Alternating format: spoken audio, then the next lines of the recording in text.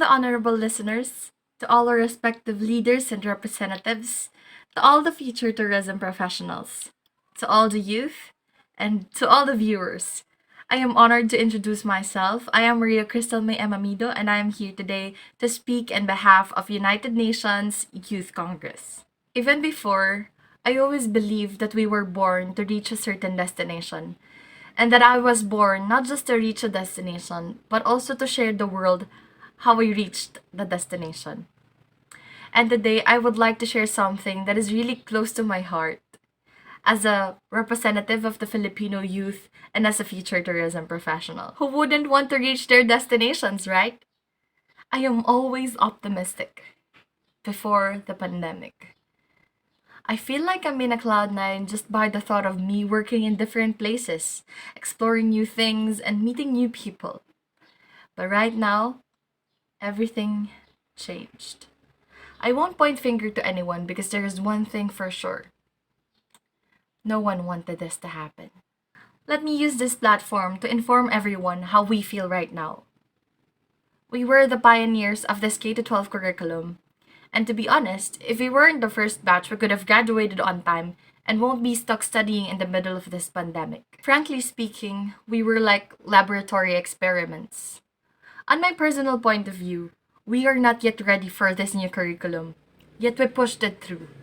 Did you even consider if all of the Filipino students can afford studying for 2 more years? You guys even said, you'll be more globally competitive. But look at us right now. Students are suiciding because of their mental health, and most of us are having depressions and anxiety. So much for globally competitive. When I was in first year, I was really having fun with how Batangas State University is honing our intellectual skills and enhancing our practical skills. But then this pandemic came up, another burden to the Philippines economy. I'll be lying if I say this flexible learning is effective, because it is not. Yes, it is working, but it is not effective. And just a clarification, I am not blaming our university because as far as I know, they're doing their best to provide us with quality education. And I'm sorry to my fellow students because I don't think that academic freeze is the answer either. Because we have to continue going. We have to remind ourselves every day how big our dreams are and that we are Filipino who keeps on smiling and continuously going no matter how hard we break down. And everyone, we are confused. Who would wanted to keep on going if we're stuck? Who wouldn't lose hope if there are a lot of people dying every day because of this COVID-19? So I would suggest, pass on the Filipino culture, bayanihan. Let us help each other. This won't work if there is only one man working. No matter what you are, if you're student, teacher, educator, a civilian, or whatsoever, be the change. Be part of this change. Be part of this bayanihan. I want this to be a shout out to the leaders of our country.